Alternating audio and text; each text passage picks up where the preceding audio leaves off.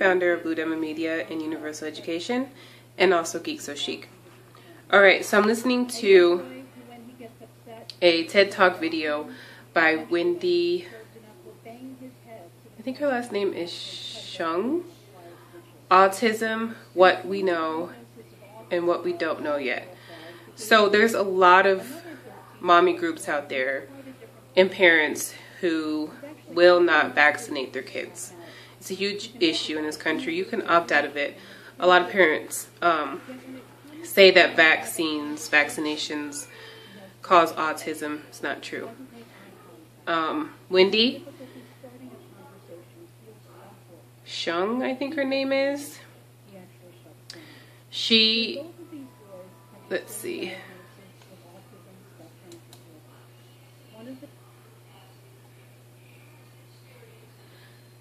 She works for a foundation, the Simmons Foundation, with characterized behavior with children who have disabilities, brain structure and function in people with genetic variations that may relate to autism.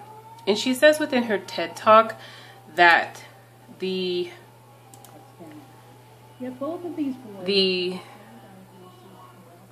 researcher, pediatrician, or scientist who came out with the study that autism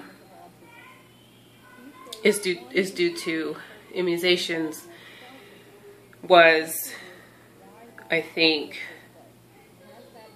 got his license taken away.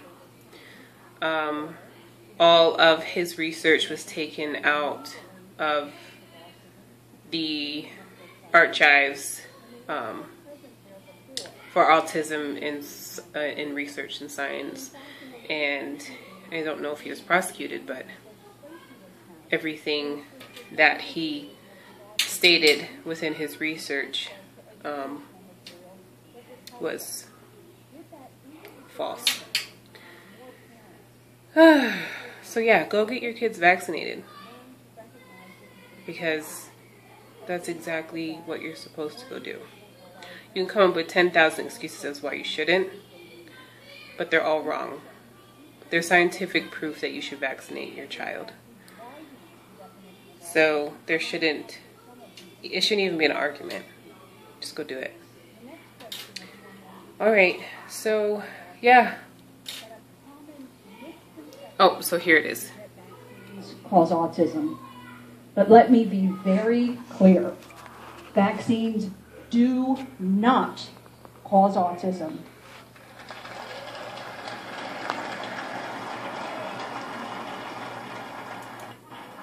In fact, the original research study that suggested that was the case was completely fraudulent.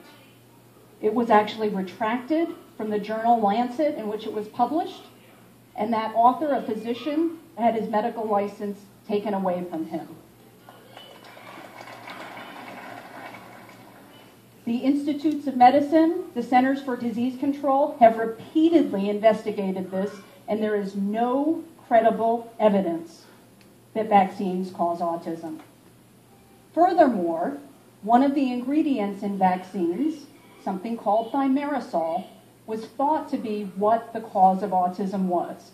That was actually removed from vaccines in the year 1992, and you can see that it really did not have an effect in what happened with the prevalence of autism. So again, there is no evidence that this is the answer.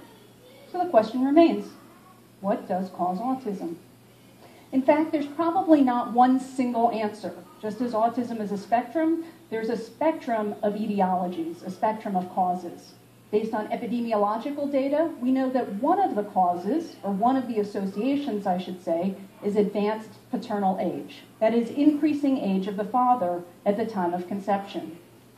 In addition, another vulnerable and critical period in terms of development. Okay, sorry about my finger in the way. So there you go. During that period, do your research, figure out the facts, understand why you're not vaccinating your kids, understand why you have so much criticism towards the culture of vaccinating your children, when vaccinations have nothing to do with illnesses and disease and genetic defects within children.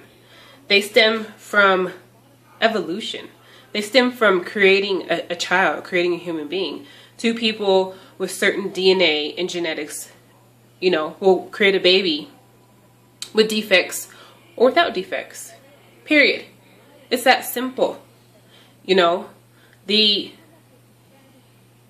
chromosomes from a mother and the chromosomes from a father will determine how smart your child's going to be. Or, you know, if your child's going to have disabilities or diseases. It has nothing to do with the outside world after your child is born. Unless there is an accident, unfortunately.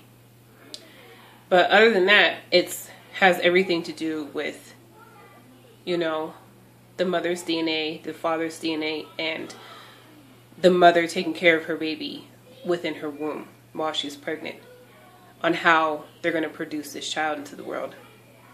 So that's my video blog for today, and I'll see y'all next time. Bye.